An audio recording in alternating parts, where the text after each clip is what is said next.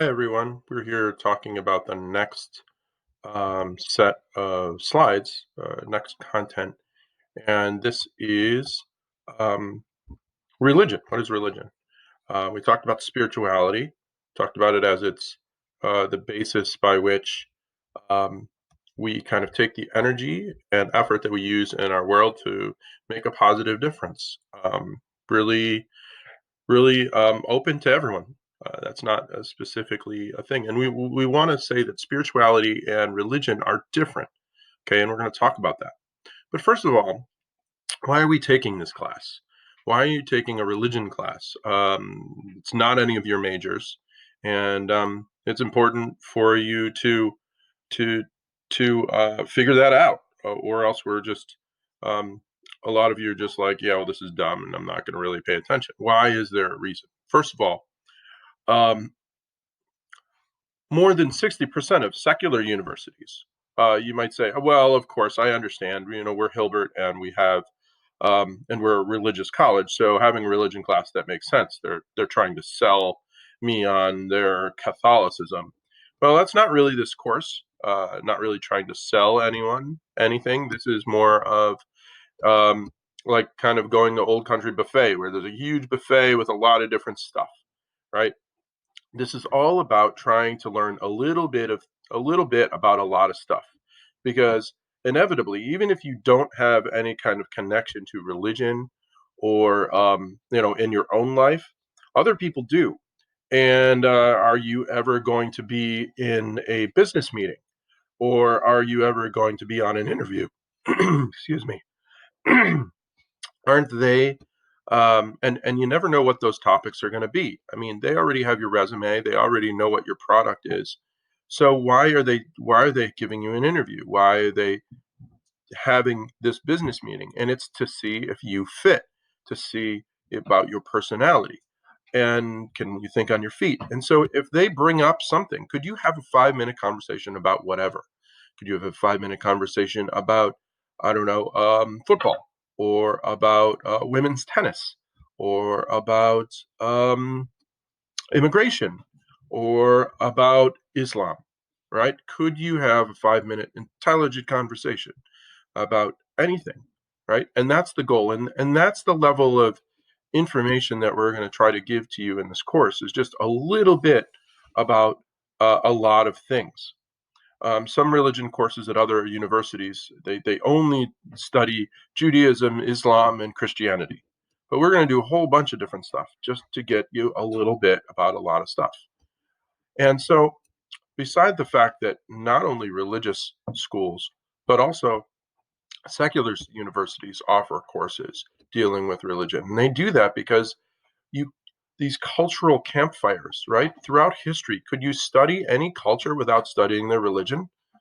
Um, One might argue that religion is really the primary discipline in the study of humanity, you know, and we know also that now is a good time because we know more about the ancient peoples than ever before. We know more about ancient Rome than they did 600 years ago. That seems crazy, but it's true. We have greater access to objective information than we ever did before. Um, and we are also dealing with it objectively. Universities used to be just seminaries where they trained clergy, so they definitely were selling their product. Here we're just observing it as scientists, right? In some senses. Another thing is education is used for vocational training. That's your major, of course. And of course, many professors think it's the only reason you're there, and maybe even you're convinced. But courses don't fit. In some of these courses, like this one, they're just obstacles or dirty tricks or hoops to jump through. But education can't simply be educational. Um, they have to kind of expand us, how we perceive the world. Right?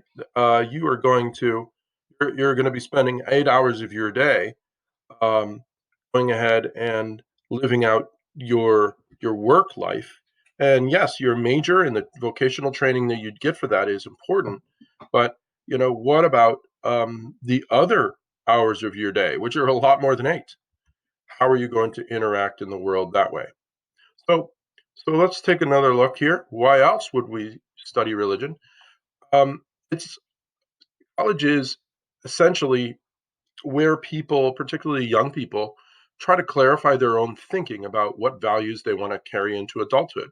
Right? You grew up with a certain set of values passed on from your folks or whoever took care of you, and some of those you might want to hold on to and think are very important to you, and other ones you're like, yeah, well, my parents raised me that way, or they had this opinion, but I think I want a different path. I think I look at the world a little differently. So now is the perfect time to start to look at some of those concepts. How will we approach life? This number five here is kind of a little bit of what we've already talked about. So I'm going to move on. Studying religion can assist in the developing intellect, ways to judge whether or not a religion or an ethical claim has merit, because not all religions or ideas are true, right? Um, just an idea that wasn't true is like bloodletting.